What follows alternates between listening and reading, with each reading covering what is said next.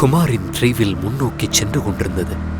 மந்தமான லைட் ஒளியில் பாதையை தேடி சீக்கிரமே வீட்டை அடையும் அவசரத்திலாகும். எனினும் எங்கிருந்தோ வந்த பனி குறுக்கிட்டிருந்தது.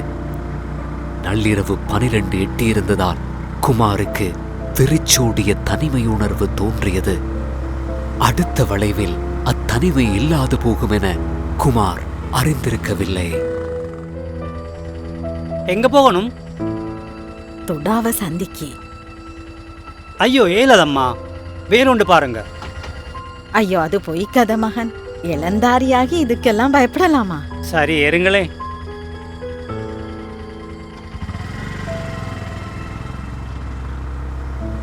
கொஞ்ச நாளா தொடாவ சந்தையில வினோதமான விடயங்கள் நடப்பதாக குமாரின் காதுக்கு மெட்டியிருந்தது. அந்த கதைகளை நம்பாமல் இருந்தாலும் இன்றைக்கு பயணத்தை ஆரம்பிச்ச நேரத்துல இருந்து தோணும் தனிமையான உணர்வு குமாருக்கு பயத்தை கொடுத்துச்சு. அந்த பயத்தோடைய தொடாவ மலையேற எக்ஸலேட்டரை மிதிச்சது மட்டும்தான். மகன், அந்த முன்னுக்கு இருக்கிற ஏடிஎம் கிட்ட கொஞ்சம் நிறுத்துங்களே.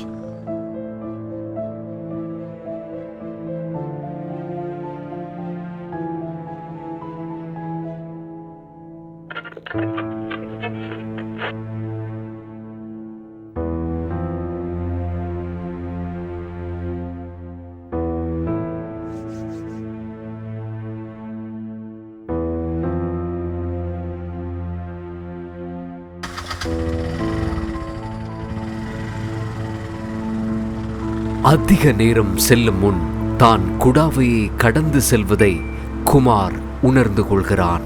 அத்துடன் ஐயோ கடவுளே, ஏன்? இது இந்த ஏடிஎம் கார்டு இல்ல, வேற ஒண்ணு. என்னது? நான் ஏடிஎம்ல கார்டு போட்டதுக்கு அது வேலை செய்யல. பிறகு நான் அதுல இன்னொரு ஏடிஎம்ல இருந்த ஒருத்தருக்கு சொன்னேன் இது வேலை செய்யலன்னு. அதுக்கப்புறம் தாங்க நான் பாக்குறேன்னு சொல்லி வாங்கி காசும் எடுத்து கொடுத்தாரு, கார்டையும் திருப்பி கொடுத்தாரு. இப்ப எனக்கு மெசேஜ் ஒன்று வந்துச்சு, கார்டுல இருந்து 40,000 ரூபாய் எடுத்திருக்குன்னு. இது என்னோட கார்டு இல்ல. அப்படின்னா அந்த ஆள் கார்டை மாத்திருப்பாரு. சரியான கார்டு இருக்கும் அந்த ஆளுகிட்ட. ரகசிய இலக்கத்தையும் பார்த்திருக்கலாம்.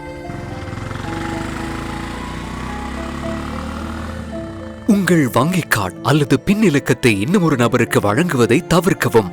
அறிந்து கொள்ளுங்கள், நிதி மோசடிகளுக்கு அகப்படாதீர்கள்.